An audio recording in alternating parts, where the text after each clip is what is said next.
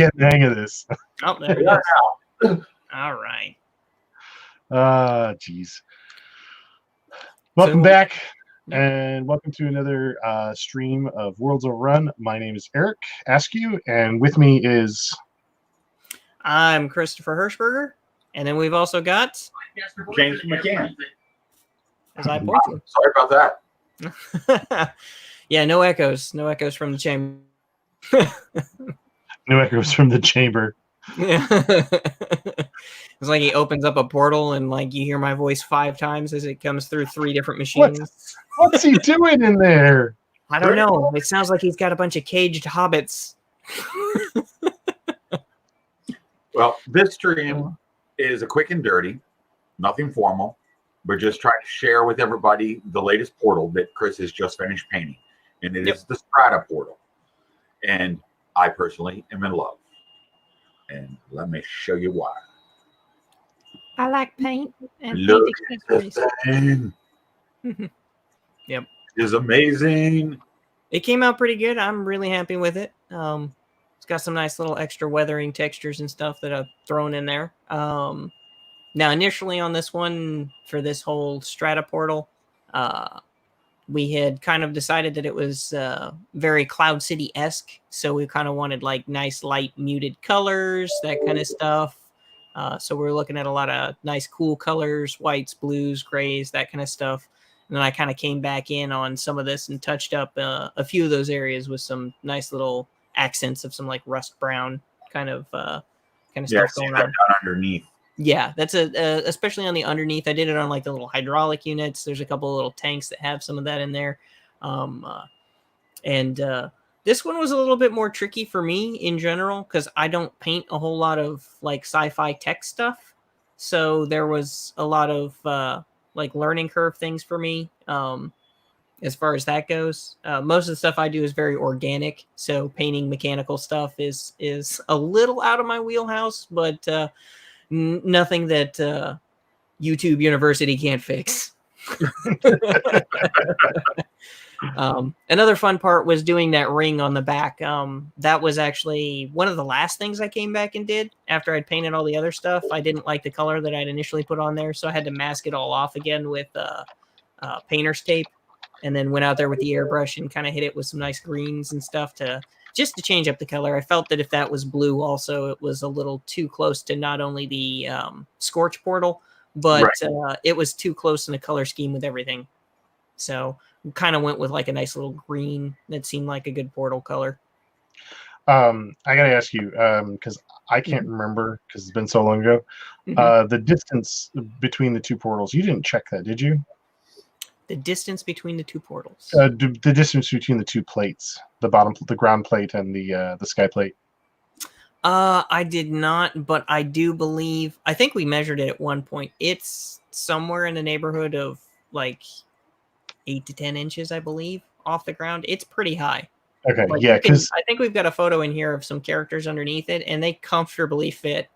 Yeah, well, I originally when I was originally building, there's some guys on there, and that guy, that Carnifex, is like, I want to say 2.5, 3 inches tall. So you could probably stack 2.5 of them under there. So I'd say about 8 inches worth of clearance.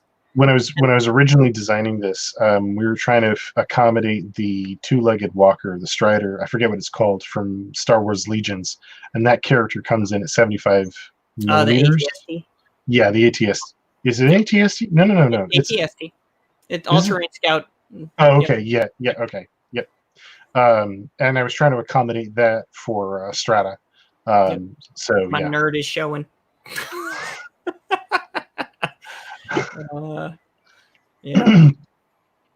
But this was a fun one. It was definitely a little bit more challenging. I did run into a couple of other technical issues with the paint, and that was knowledge based on me. I didn't realize that I needed to do a thicker base coat on some of this stuff because this one, for some reason, I don't think got as thick of a coat and was drinking a lot of paint as far as the paint application. So a lot of things I had to go back and do more than once in order to get the colors to the point where I wanted them, just due to the fact that it was being soaked up pretty heavy. That didn't have anything to do with the primer, did it? I don't think I primed it as well on this one as I did on some of the other ones, and I might have actually switched primers in between because this one was done at a different time period than the other stuff. So I think that was more of a not as good a coverage on the primer on my part. So, which created a few extra hurdles, but it did allow me to get some nice little subtle transitions that was a little bit easier. So maybe that's a technical thing that I do on purpose for some new pieces. Like, don't prime it quite as well so it drinks a little bit more of the paint.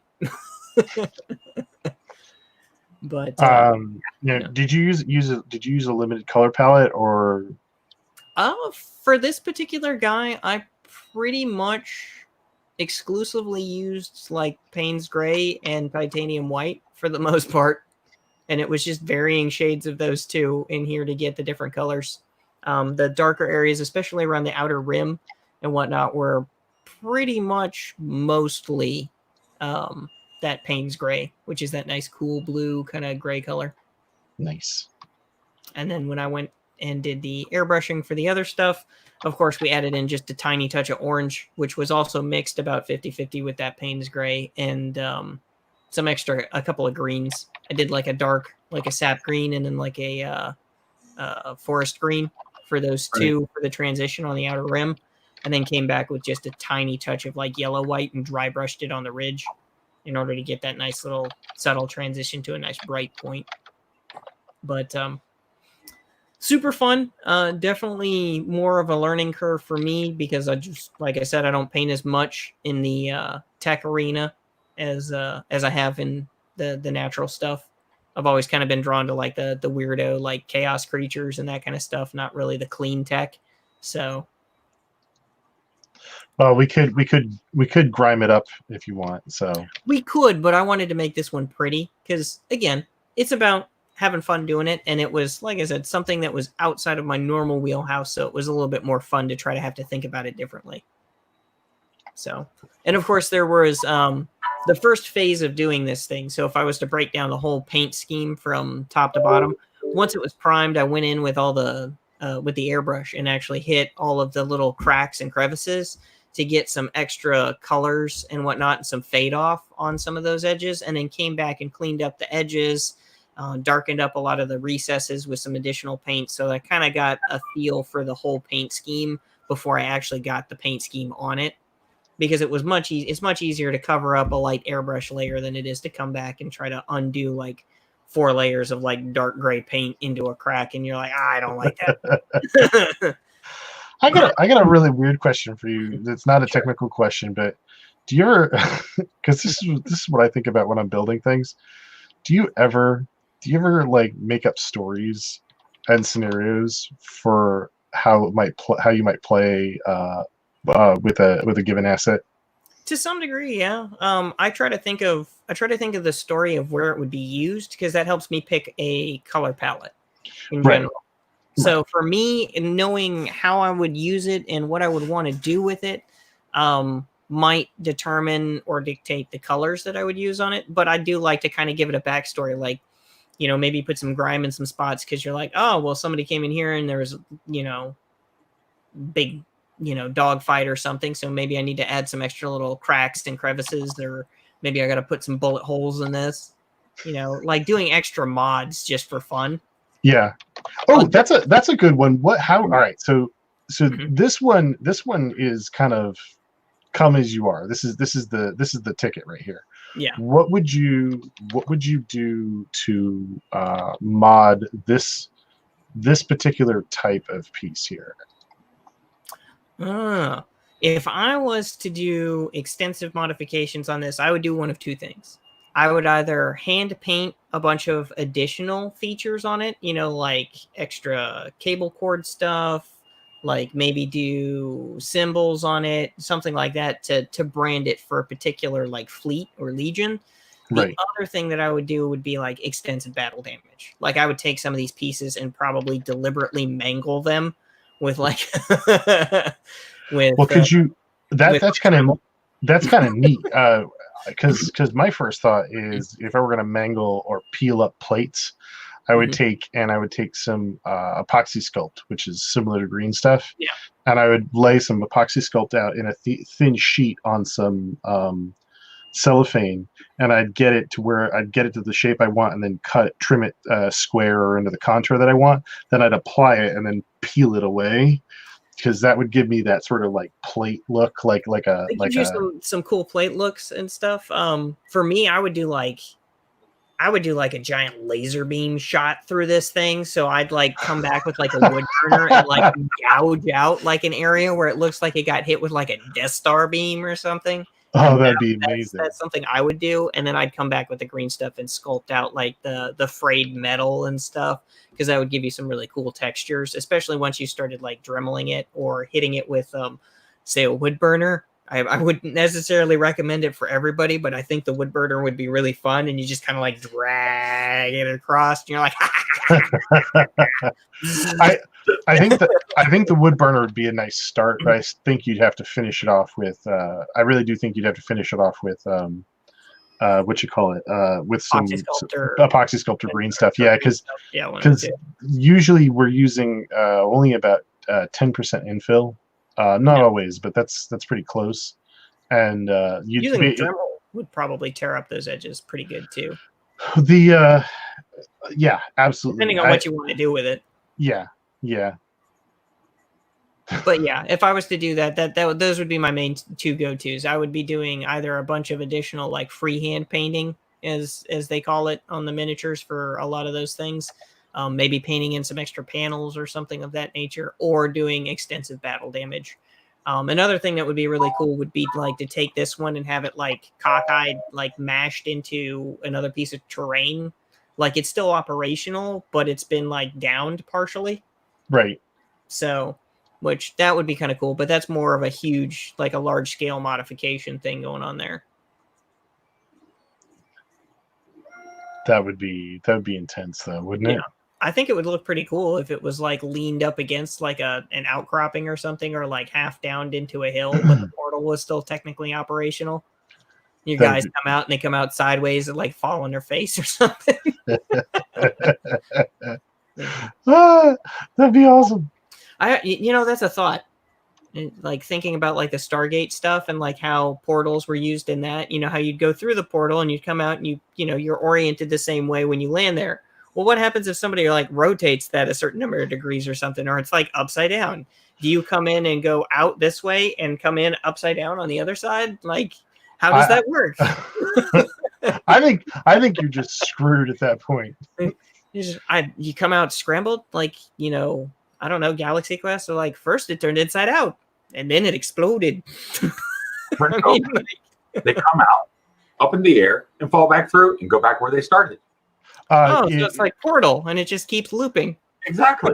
Well, if you follow the Stargate universe rules, you can go through portals. Portals are one-way events. You can't go back through them. You have to reopen it facing the other direction. Yeah. Because if you try and go back, yeah, but then it still doesn't answer the orientation question, because if the portal's upside down. Or if maybe the portal's laying down. I don't know. If you jump through it this way, when you come out the other side, do you come out like this and then fall on your butt? I think all portals technically have an orientation. So if someone decided to be a jackass and mount it sideways, yes, you're going to come out the orientation and then fall to the ground. Just fall, face first. We portaled this. We portaled this really and then it's hard. Gonna be F you, Carl. Yeah, exactly. Hey, Carl. I like this conversation because from a game master's point of view, you can be abusive to your players. Oh, yeah. As somebody who's DM'd some campaigns and done some weird stuff to some player characters, that is something I would think about. Yes. Very much so. Much to the chagrin of my players. They'd be like, do what now? All I can think of is some jackass orienting it so you fall into a shark tank, and it's like, now what are you going to do? But only if they have lasers. Yes. I need these sharks with the lasers on their head. Oh yes, lasers. Yes, lasers. Now, the other cool thing about this one is that the platform there that goes through the portal is actually large enough to fit the full-scale base that guy's on, and I think that's one of the 30 mil bases. It's whatever the large-scale flat bases were for Games Workshop Okay. back in the day. Well, one of the things I did with that was I started.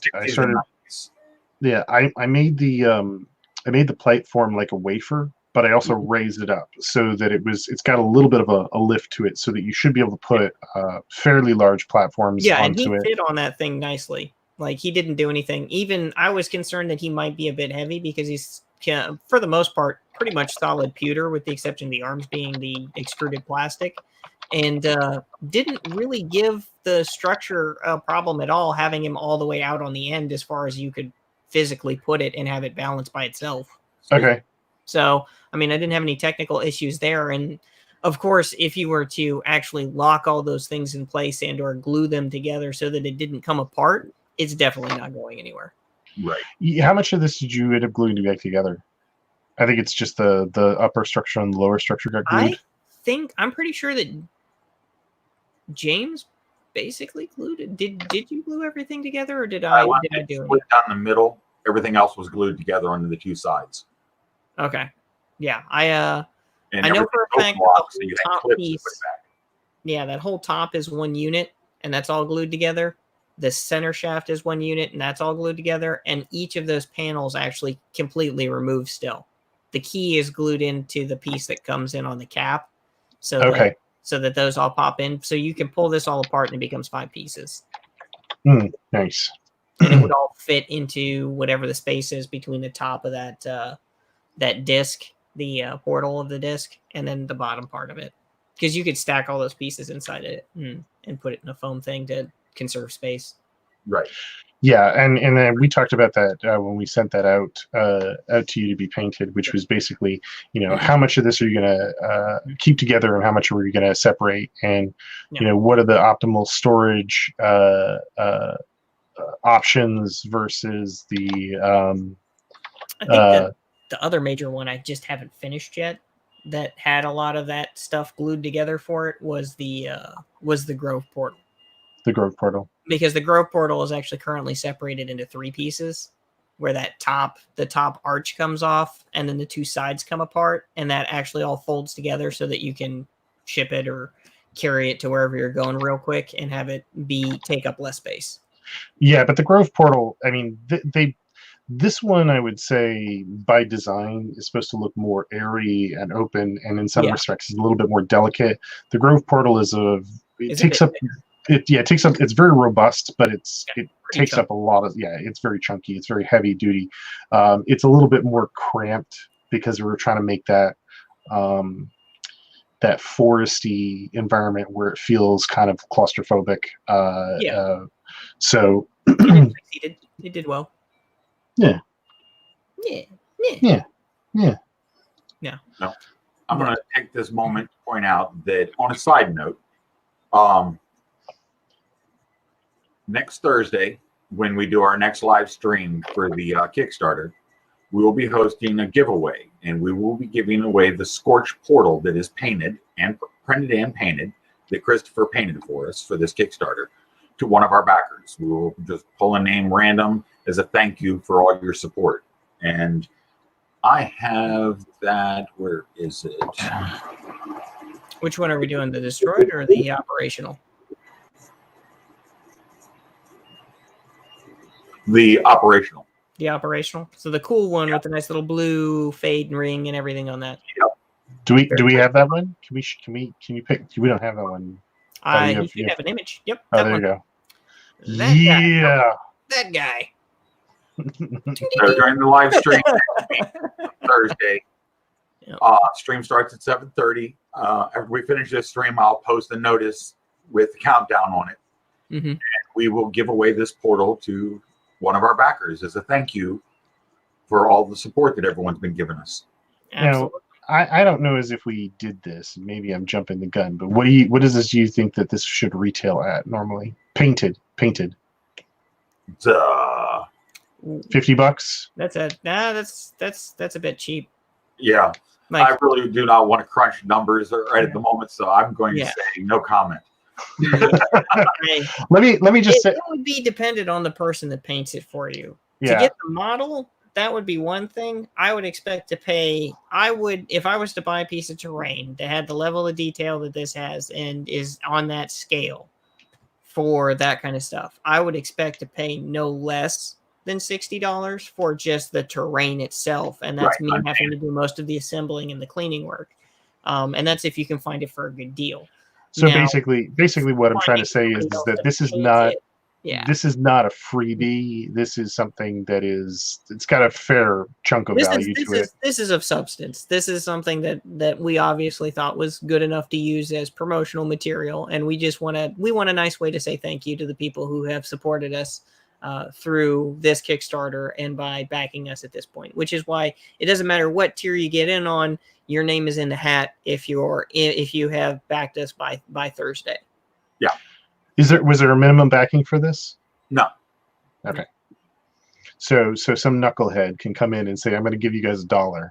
No. It plainly states in the promotion that you were backing for terrain, so therefore it's the $10 pledge or higher. Yep. Okay, so the $10 minimum is what I'm trying to say. Yeah. All right. I'm going to tell you right now. I know that Chris and I talked about this. I built this long before Chris got involved with the project. This is one of my favorite portals because I was always a Stargate fan, and I was always a fan of any of that stuff where you get to go through things and go out the other side. So it's not supposed to be Stargate, but because I wanted to make my own portal, but I was like, Chris, I got this thing, and he's like, oh man, I got another thing to paint, and I was like, oh, I think you're gonna like this, and he got it, and he's like, he started working on it, and he was like grumbling about it, and I was like, you don't like it? And he's like, no, I think it's gonna be really cool, but there's all these contours. And there's these tiny little spaces. Yeah. all the metal pieces on the top end and stuff. Yeah, I custom a few times on those. I was like, there's so many flat edges. Why did I decide to try to edge highlight these? But I do remember later. You were very much like, oh, I'm really, really happy with this. It's very nice. The Stargate inspiration is very evident, and everyone I have shown that to has yelled Stargate back at me. I'm like, all right, well, I guess he hit it on the nose. The Stargate people like it. They're like, ooh, Stargate. Well, I could have built a 1-to-1 Stargate, but I really didn't want to have to, deal with, a C&D. You know what I mean? Yep. Yeah. So we have our own version. Yeah. This is like discount Stargate. Oh, hold on now. It's still in a desert. It's still made out of metal. It doesn't have any symbols, but it glows blue, and you can throw guys through it. And depending on what it's like on the other side, they might fall up, they might fall down. Yep, and if your game master has oriented your portal funny, then you might be kissing some rocks on the other side. Oh, jeez. Losing some armor points. Yep. All your guys fall out and they're prone. But yeah, whoever gets this one will be very happy with it. It is this one had some extra modifications done to it, especially with the sand and stuff on the bottom. So I think whoever ends up with that will be very happy with it. Oh, that's the thing that I like to bring up as often as possible, which is the aftermarket or the mod aspect of this company. How did you feel about applying the sand to it? The sand was relatively easy in general for that. I found and followed a few different tutorials that I found online and looked at some stuff to kind of mess with it, just to kind of get my hands wet in like multiple ways to do it, and then ran with basically using a craft glue kind of thing, which is like industrial Elmer's glue. It dries relatively clear, so you can put a lot of other things into it, and it doesn't really affect the color afterwards. So once you've primed it, it doesn't do anything funky there. And then actually the act of priming it will essentially seal that stuff in place. So that worked really nice. It's still a little on the delicate side, but it's not nearly as bad because most of that glue is covering up a lot of that sand, and then it's got a layer of paint on top of that, plus all the paint work I did on top of that. So you could have actually put if you really wanted to, you could actually change the color of the sand. Oh yeah, I totally changed the color of that sand. That sand was not that color at all. That's like a burnt sienna and raw sienna mixture with black ink and a bunch of other stuff. I think I even washed it a couple of times in orange ink and then came back and dry brushed over it like 3 or 4 times in order to get that color to come out the way that I liked it. So whoever gets this, I spent a lot of time with a lot of paint on that sand to make the sand look like sand. Whoever gets this owes Chris something. If you see me at a convention, I like dark beer. We're going to leave it at that. I like dark beer and I like black coffee. So either one of those are kosher. There's so many jokes. There's so many jokes that you're leaving yourself open for. Oh, that's fine. What happened to James? I don't know. He popped out, I guess. Oh, Maybe he'll pop back in. Oh, no. What else you want to bring up about this since we're waiting for James? About which one? Oh, there's James again. Poof, about any of the stuff that we showed tonight, the Strata Portal or the Scorch Portal. In every miniature that you get, you want to add your own touch. So just always view whatever you get as this is the base model. And you can add as much or take as much away from it as you want to, because ultimately in the end, it's your model. So do what you want to. And there are plenty of awesome resources online between all of the really cool guys that do this stuff kind of professionally. I'm not going to specifically name any names or anything right now, because we haven't really reached out to any of these guys and talked to any of them. But there are plenty of really talented, very well articulated miniaturists out there that are painting this stuff and doing these things and have a lot of very valuable information and tutorials for you to go look at to get ideas from. You don't necessarily have to copy them, but view every one of these as an extension of you kind of learning and doing more with the craft. The better the models that you start with, typically the better you can go with them. It involves a lot less cleanup and work and stuff, but with all of this 3D printed stuff, we have access to things that when I was growing up, I wish I would have had access to, because it would have advanced my ability to paint miniatures so much faster. I mean, and this is coming from somebody who's painted miniatures for 20 plus years, you know. It's like, I wish we had 3D printing 20 years ago, when I was starting to do this stuff and getting interested in doing pewter miniatures and models and stuff. I want to honestly say, I think the first game that I got really cool miniatures with was Dragon Quest, which was a really old D&D style game where it was all on tiles and stuff, but it came with plastic figures. See, mine was Hero Quest. So yeah, and it's very similar, but it was you get those and you're looking at them and you're like, these are awesome. I want to paint these. And then it started a hobby.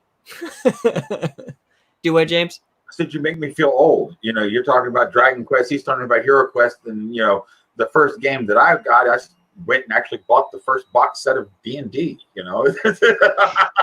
We are not worthy. In fact, it still sits on the shelf in the other room. That's cool. I didn't know you still had a first edition print. Yeah. See, because I cut my teeth initially on D&D in second edition before third edition came out. Before. So AD&D with Thag Zero and all the other fun stuff. Where the math was hard because you had to think differently about it. Where the math was hard. Where the math was hard, yeah. But I don't know how you got an earlier version of what I got. I think mine was advanced second edition D&D. I think it was 2 second edition or something like that. Yeah, AD&D. Yeah. Yeah, AD&D. Yeah, Yeah. AD&D with the That Zero and all the other stuff. It's fun.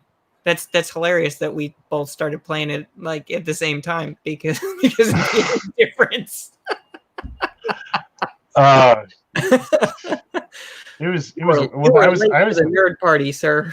I was in, well, I don't think I got into D&D until I was in high school. Yeah. And that's when I met the other people that were into that stuff, you know, because I guess I got lucky. I had an uncle who was like big in all this stuff, and my dad used to play those kind of games with him all the time. So it was, as a kid, like we learned all about all of these things when we were really young and already liked it. My dad was like a huge Trekkie. Like nobody talked during Star Trek because we're watching it, kind of thing. You know, I got a quick one. James, do we get any questions from the community? Nope. Everybody tonight. Quiet. Everybody's being quiet. It's daylight. Everybody had to suffer daylight savings time today, so it's been kind of rough. Yeah, everybody's probably going to bed early. We're all like jet lagged. That's how I feel. Oh man. Well, I've got nothing else. If you guys have anything else to add, no, we're right on target. I figured this would be about a 30-minute stream to talk about this portal. Explain what's coming next, Chris. What is coming next is the Grove portal, which I do actually have sitting on the desk next to me. So I'm going to pop it in frame and show you guys what it looks like currently with the base coats. It is pretty cool. So this is what is coming next. And I've already got the base coat of paint going on this guy. This is probably going to be, this is one of the ones I was the most excited to paint just because, again, I like the organic stuff. So this guy is going to be fun. There's going to be a lot of cool effects going on this thing. So this is what's coming next. And we should have this probably in the next week or so. By the live stream? Possibly. I might be able to squeeze it in and squeeze it completely out by then. If not, it'll be most of the way done and we'll have something else that we can show. All right. Awesome. Yeah. Because I would reckon I've probably got at least another 10 hours worth of work to do on that guy, based on how long it's taken to do the other ones and the other processes I want to go through doing on this one. So we got a few good nights of work to go in. Now, are you going to do any? What's your mod that you're going to do to this one? So my plan with this one is I've got a lot of static grass and stuff. Since this is actually out in the open environment, I'm going to do a lot of static grass on the actual base in here once I've gotten some extra textures and done a couple more washes. And then I'm going to take and apply flocking to most of the treetop. So this one is going to look very different when it's completely done because I'm going to use that as the base shape to build out a completely different canopy off of that. Ooh. So I'm going to do some neat things with that. I just wanted to make sure that I got a base coat of paint on everything because a lot of those little rocks and stuff are going to require a lot of delicate work in order to get them to look nice. So I want to get in there and make sure that I get those to look good. Lots of washes, lots of dry brushing, lots of work. The unfortunate part is just the time element with it because once you do the washes, you got to give it plenty of time to dry because it takes forever on the printed terrain for the washes to completely dry. Otherwise, you run the risk of just like totally messing up what you've done. Right. And that's not fun. Nobody wants to do it twice because you screwed it up. Nobody wants to do it twice because you screwed it up. Good point. All right, then. I guess that's everything for tonight. Yep. Yay. That's everything. Again, remember, guys, next week on Thursday, 7:30 p.m. Eastern Standard Time, we will live stream again, and we will give away the Scorch Portal. Yep. Also, remember, Worlds Overrun, elevate your gaming. Yeah, always. To the highest tier. Oh, don't even go there. Don't even go there. Gaming to the highest